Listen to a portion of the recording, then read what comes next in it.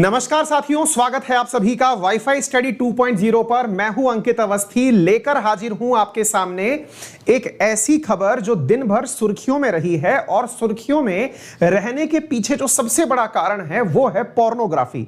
Pornography अर्थात अश्लील फिल्में। अश्लील फिल्मों के कारण चर्चा में है एक सेलिब्रिटी शिल्पा शेट्टी के पति राज कुंद्रा। राज कुंद्रा के सुर्खियों में आने के बाद ही दिमाग में तमाम प्रकार के प्रश्न ये आने लगे कि क्या भारत में पॉर्न फिल्में देखना गैर कानूनी है, बनाना गैर कानूनी है, उनका वितरण गैर कानूनी है अथवा सब कुछ गैर कानूनी है। तो ये सारी बातें आज आपके इस सेशन में आपको समझना जरूरी है और यहां से आपके एक दिमाग में अवेयरनेस भी क्रिएट होगी और ये अवेयरनेस भारत के एक सभ्य समाज के निर्माण के लिए बहुत ज्यादा जरूरी रहेगी। तो इसी क्रम में आज आपको पूरा की पूरा ये मसला ब्रीफ में समझाया जाएगा और ब्रीफ में समझाने के बाद में आपको ये बताया जाएगा कि किस चीज के लिए भारत के अंदर क्या प्रभाव पड़ता है। तो आइए एक एक करके सारी बातों को यहां पर शुरू करते हैं।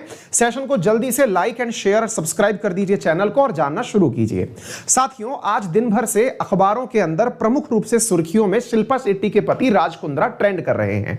राज कुंद्रा, जिनको आप पर्सनली शायद इतना ना जानते हो, लेकिन एक फिल्म एक्ट्रेस है जिनका नाम है शिल्पा शेट्टी, उनके पति के रूप में आप जरूर जानते होंगे और इन्हें आज मुंबई पुलिस के द्वारा गिरफ्तार कर लिया गया। गिरफ्तार क्यों किया गया मुंबई पुलिस के द्वारा? क्योंकि इनके साथ में ये मुंबई पुलिस को लिंक प्राप्त हुआ कि ये पोर्नोग्राफी के लिए जिम्मेदार हैं, यानी अश्लील फिल्में बनाने के लिए जिम्मेदार हैं और अश्लील फिल्मों को ना केवल बनाने के लिए अपितु उन्हें डिस्ट्रीब्यूट करने के लिए एक सेट सोशल मीडिया से दूसरे सोशल मीडिया तक पहुंचाने के लिए ये जिम्मेदार हैं। इसके चलते हुए मुंबई पुलिस ने इन्हें गिरफ्तार कर लिया। तो इस पूरे केस को हमने आपके सामने कुछ इस प्रकार के फ्लो चार्ट में समझाने का प्रयास किया है कि आफ्टर ऑल ये पूरा की पूरा मसला था क्या। इसे आइए आपको हम समझाने का प्रयास करते हैं। साथियों, असल में मुद्दा यह है कि राज कुंद्रा अपने एक भाई के साथ, जो इनके ब्रदर हैं, वो यूके में रहते हैं, उनके साथ मिलकर के ये पोर्नोग्राफी का कारोबार चलाया करते थे। कारोबार में इनके द्वारा क्या कार्यक्रम किए गए थे, जरा मैं आपको उन्हें एक एक करके बताने का प्रयास करता हूं। साथियों, असल में इन्होंने यूके के अंदर यानी कि ब्रिटेन के अंदर एक कंपनी की स्थापना करी जिसका नाम है कैनरिन। कैनरिन कंपनी जो है ये इनके और इनके भाई के द्वारा बनाई हुई एक कंपनी है जो कि ब्रिटेन में रजिस्टर्ड है। ब्रिटेन में इस रजिस्टर्ड कंपनी में राज कुंद्रा ने 8 से लेकर 10 करोड़ रुपए तक का इन्वेस्टमेंट किया। इस कंपनी के द्वारा अपने लिए एक अलग से एप्लीकेशन बनाया गया। उस एप्लीकेशन का नाम JL स्ट्रीम एप्लीकेशन था। ये JL स्ट्रीम एप्लीकेशन किसी भी जगह पर उपलब्ध नहीं है, अर्थात आप ऐसे मत समझिएगा कि अभी आप ढूंढने निकलेंगे और आप एप्लीकेशन गूगल प्ले स्टोर पर, ये गूगल प्ले स्टोर पर भी अवेलेबल नहीं है। ये डायरेक्ट APK फाइल है। अब ये APK फाइल क्या होती हैं? ऐसी वेबसाइट, ऐसे एप्लीकेशंस जिन्हें गूगल या फिर एप्पल के iOS सिस्टम के द्वारा प्रमोट नहीं किया जाता, फिर भी वो डायरेक्ट वेबसाइट के माध्यम से डाउनलोड की जा सकती हैं। ऐसे एप्लीकेशन JL स्ट्रीम को इन्होंने बनाया। इस JL स्ट्रीम के लगभग 10 लाख डाउनलोड्स हैं। इस JL स्ट्रीम कंपनी के अंदर 10 लाख कस्टमर्स हैं। उन कस्टमर्स को ये और इनके भाई मुंबई के अंदर मलाड नामक पर्टिकुलर क्षेत्र में, वहां की होटल्स और बेंगलोर में पॉर्न फिल्म की शूटिंग करके इस एप्लीकेशन के माध्यम से बेचा करते थे और ये पूरा कारोबार ये अपने मुंबई से शुरू करते थे और इनका भाई यूके में रह करके इस कारोबार को बढ़ाता था। यहां से अब एक बड़ा सवाल ओरिजिनेट होता है कि कंपनी यूके की है, भाई इनके यूके में है, एप्लीकेशन एप्पल के iOS पर नहीं है, ना ही गूगल प्ले स्टोर पर है, तो फिर आफ्टर ऑल ये कल्प्रिट कैसे हैं? ये सवाल आपको समझना होगा। तो पहला पॉइंट, यहां से जो फिल्म शूट होती थी वो फिल्म जो है वो इस एप्लीकेशन पर जाने से पहले यूके भेजी जाती थी। तो बड़ा सवाल यह है कि इस फिल्म को यूके तक भेजा कैसे जाता था? तो साथियों, एक एप्लीकेशन है, शायद आप लोगों को पता हो, एक एप्लीकेशन है साथियों जिसका नाम है WeChat। अगर आपको याद हो तो भारत सरकार ने लास्ट ईयर जब बैन किए थे चाइनीज एप्लीकेशन, तब इस एप्लीकेशन को भी बैन किया था। यह एक ऐसा एप्लीकेशन है जिसके ऊपर 200 GB तक का मटेरियल ट्रांसफर किया जा सकता है ऐसा ये एप्लीकेशन है, वीचैट के नाम से है, और ये चाइना का सबसे, मतलब चाइना का व्हाट्सएप समझिए आप इसे। इस एप्लीकेशन के माध्यम से ये यहां से कंटेंट को वहां भेजा करते थे जो पॉर्न फिल्म शूट की जाती थी। अब आप पूछेंगे कि ये सारी बातें हमें क्यों बताई जा रही हैं? क्योंकि सबसे पहला जो क्लू निकल के आएगा जो भारत में, और आपको भी जहां से एक बात सीखनी चाहिए वो ये है कि भारत के अंदर जो पोर्नोग्राफी को लेकर के कानून हैं, उन कानूनों के तहत किसी भी एप्लीकेशन के माध्यम से या किसी भी वेबसाइट के माध्यम से पोर्नोग्राफी को प्रसारित करना बैन है। यह तथ्य आप पकड़िए। आप जानना चाहेंगे कि यह क्यों गिरफ्तार किए गए? क्योंकि अगर कहीं पर भी किसी भी व्यक्ति को आप किसी भी माध्यम से, चाहे सोशल मीडिया हो, व्हाट्सएप, फेसबुक या कोई भी XYZ एप्लीकेशन, अगर आप वहां से किसी को वीडियो फॉरवर्ड कर रहे हैं तो आप इस आईटी एक्ट की धारा जो अभी आपके सामने आने वाली है 67A, उसके तहत गिरफ्तार किए जा सकते हैं, जिसके तहत अधिकतम 7 साल की सजा का प्रावधान है। जिसके तहत 7 साल की सजा का प्रावधान है। इसके आगे भी चीजें जुड़ती चली जाएंगी, वो आईपीसी की धाराएं हैं, वो सब हम आपको बताएंगे। तो फिलहाल के लिए यह मुद्दा निकल के आया। अब थोड़ा सा हम आपको राज कुंद्रा के बारे में और बता देते हैं। राज कुंद्रा कौन है? तो पहले तो आप शिल्पा शेट्टी के कारण इन्हें जानते ही हैं। इसके अलावा इनकी एक पहचान और भी है। वो पहचान ये है कि इन्होंने, मतलब शिल्पा शेट्टी से शादी करने से पहले एक महिला जिसका नाम कविता था, उससे वर्ष 2006 में शादी की, 2009 में उसके साथ डिवोर्स किया, और ये कई बार अलग अलग कारणों के कारण सुर्खियों में रह चुके हैं। जैसे राज कुंद्रा शिल्पा शेट्टी के साथ एक बार राजस्थान रॉयल्स के अंदर, आईपीएल के अंदर बैटिंग के लिए जिम्मेदार पाए गए थे। राजस्थान रॉयल्स के मालिक हुआ करते थे ये, और यहां पर सट्टेबाजी के दोषी पाए गए थे, जिसके चलते हुए इन्हें किसी भी भारत के मैदान में आईपीएल देखने पर पूर्ण रूप से प्रतिबंध लगा दिया गया, और इनसे उस पार्टी को या उस टीम को, राजस्थान रॉयल्स को, अलग कर दिया गया। तो राजस्थान रॉयल्स से निकाल दिए गए। ये एक एक्ट्रेस है, फिल्म एक्ट्रेस, जिनका नाम है पूनम पांडे। उन्होंने भी इनके खिलाफ बहुत पहले इसी प्रकार की इनकी प्राइवेट फोटोज को पब्लिक करने का आरोप लगाया हुआ है। और साथियों, आप लोगों ने अगर आज से मुश्किल से 7-8 महीने पहले की अगर एक न्यूज सुनी हो, तो मुंबई में एक बहुत हाई प्रोफाइल केस उजागर हुआ था। उस समय पर हमने इस केस को नहीं लिया था, क्योंकि उस समय कोई भी ऐसी चीज इसमें कंक्रीट निकल के नहीं आई थी जो हम आपको बताते। लेकिन हां, यह केस बहुत ज्यादा चर्चित हुआ था, और वो केस था गहना वशिष्ठ का केस। साथियों, असल में आज से लगभग 8-9 महीने पहले मुंबई के अंदर एक फिल्म एक्ट्रेस है जिनका नाम है गहना वशिष्ठ। उनके कुछ पॉर्न वीडियो पब्लिक डोमेन में आए थे, जिसके चलते हुए मुंबई पुलिस ने उन्हें भी गिरफ्तार किया था। और यह पता चला था कि उनके वीडियो किसी विशिष्ट प्रकार के एप्लीकेशन के माध्यम से विशिष्ट लोगों के बीच में बेचे जाते हैं। वो एप्लीकेशंस पब्लिक में अवेलेबल, यानी किसी प्ले स्टोर पर अवेलेबल नहीं है, डायरेक्ट वेबसाइट पर अवेलेबल थे। अब जब इनके बारे में मुंबई पुलिस ने जांच करना शुरू किया, तो इस जांच का अधिकारी बनाया गया सचिन वझे को। ये वही सचिन वझे हैं जो कि आपने एंटीलिया मुंबई, जो एंटीलिया अंबानी के घर के बाहर जो बम ब्लास्ट के जिम्मेदार, मतलब वो रखे गए थे ना, अंबानी के घर के बाहर एक गाड़ी के अंदर बम प्लांट करने का जिम्मेदार जिसे माना गया था, सचिन वझे, वही इस मामले की जांच कर रहा था। अगर आप चीजें रिलेट कर पा रहे हो, तो बीच में सचिन वझे खुद गिरफ्तार हो गए। तो गहना वशिष्ठ का जो केस है वो कहीं ना कहीं ठंडे बस्ते में चला गया। तो इस दौरान ये घटना तो बढ़ती रही, यानी इनका कारोबार तो बढ़ता रहा, लेकिन गहना वशिष्ठ वाला मामला बाहर निकल के नहीं आया। आज से 3 दिन पहले किसी साउथ अफ्रीकी कस्टमर ने राज कुंद्रा से इनके द्वारा एक वीडियो की डिमांड की, जिसके चलते हुए ये व्हाट्सएप पर ऐसी चैट करने के कारण पुलिस की नजर में तो पहले से ही थे, क्योंकि यहां पर गहना वशिष्ठ ने भी कहीं ना कहीं इनका नाम लिया हुआ था। लेकिन पुलिस के पास ऐसी सुर्खियां या ऐसे कोई तथ्य नहीं थे, जिसके चलते हुए राज कुंद्रा को पुलिस ने अपनी जो पहले से सर्विलांस बिछाया हुआ था उसके तहत पकड़ करके गिरफ्तार कर लिया कि अब आपके बारे में सबूत भी हैं और अब आप आइए, और इन्हें उठा करके ले जाया गया।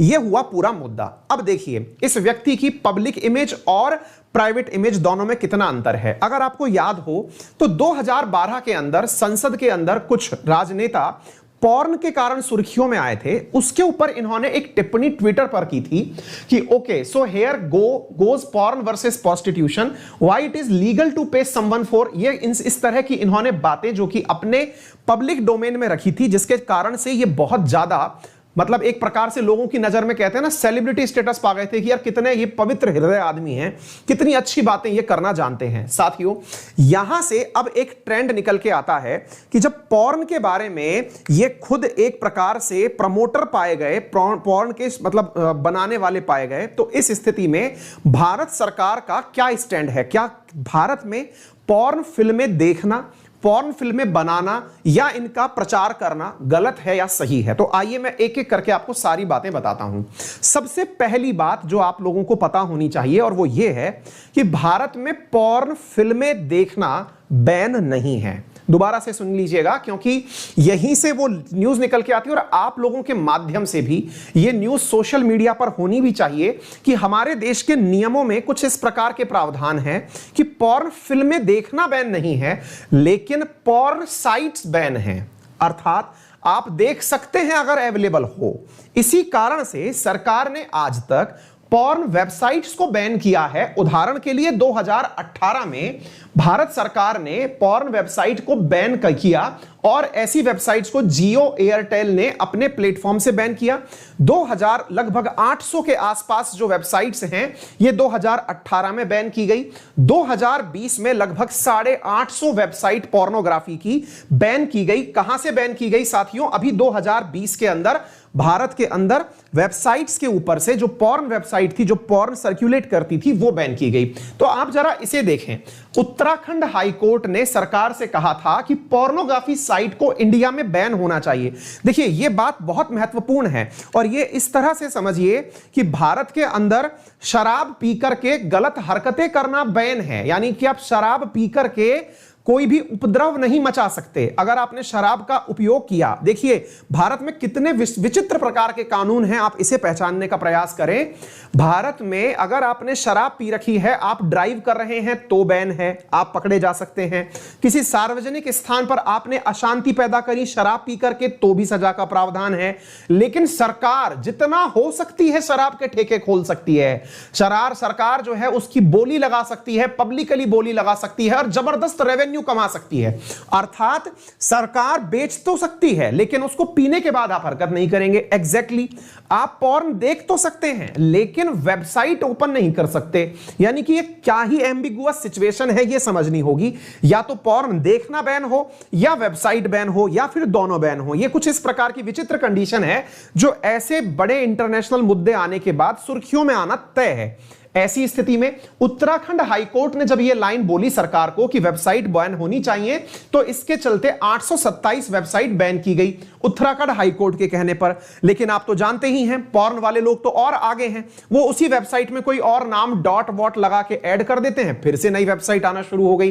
फिर सरकार ने 2020 में 857 बैन करी, जनवरी 2020 में।